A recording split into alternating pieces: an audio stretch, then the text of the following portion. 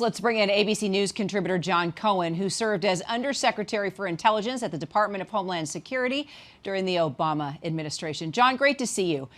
Let's start with explain what concerns you most about this report that DHS withheld the publication of this intel warning about Russian efforts against Joe Biden.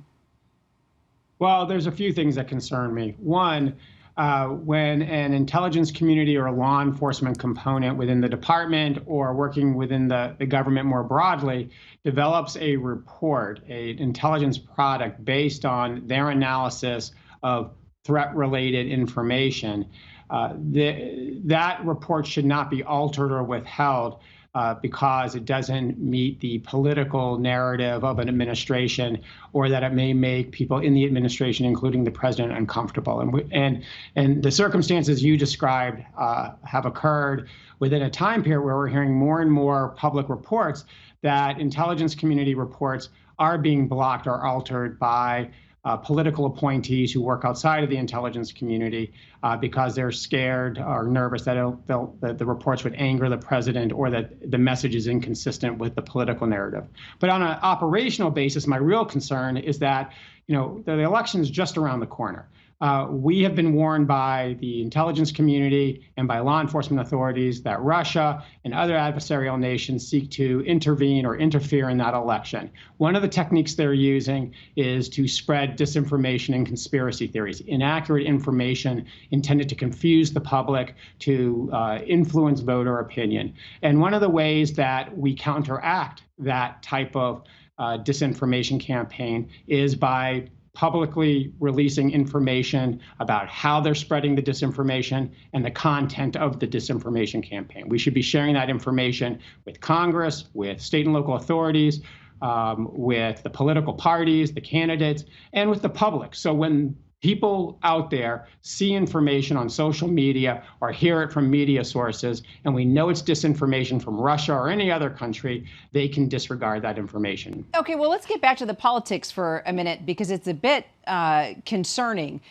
What are you hearing, if anything, from officials inside the Department of Homeland Security right now? And is there a concern that these intel warnings are being used for political purposes, that they are being withheld and they are being altered for the sake of politics? Well, if we look back over the past three and a half years, we have seen a pattern with the department. We've seen operational priorities modified and resources diverted away from significant and serious threats so they could be applied to supporting the president's political priorities, such as building a wall.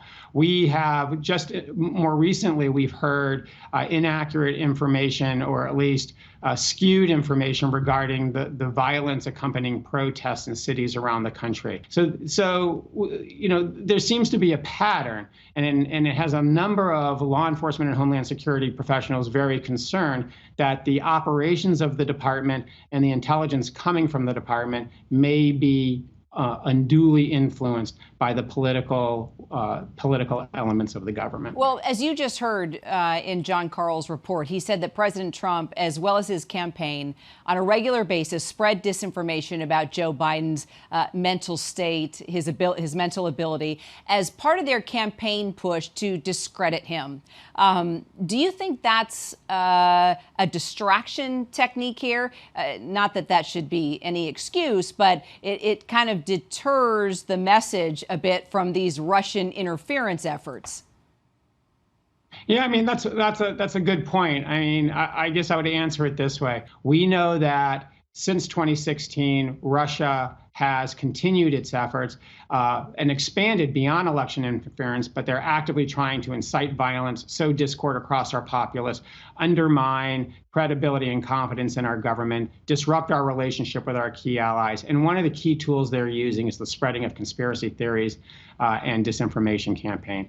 Those who have studied and those who understand how Russia and a growing number of adversaries operate in conducting these disinformation campaigns know it's developing false information, spreading it initially through social media, using fake platforms, fake web-based or online platforms that appear to be the media sources, to spread it more broadly, and then hopefully have mainstream political candidates, government officials, and even those who are contributors on news stations echo that disinformation so it becomes part of the mainstream political discourse. Well, I'll tell you what, John, I cover the White House, as you know, and on a regular basis, not only do I have to carry out my job as a journalist, but I am a fact checker every day and all day. It's quite a different world right now when it comes to covering this administration on so many levels. John Cohen, always appreciate talking to you and getting your insight. Thanks so much.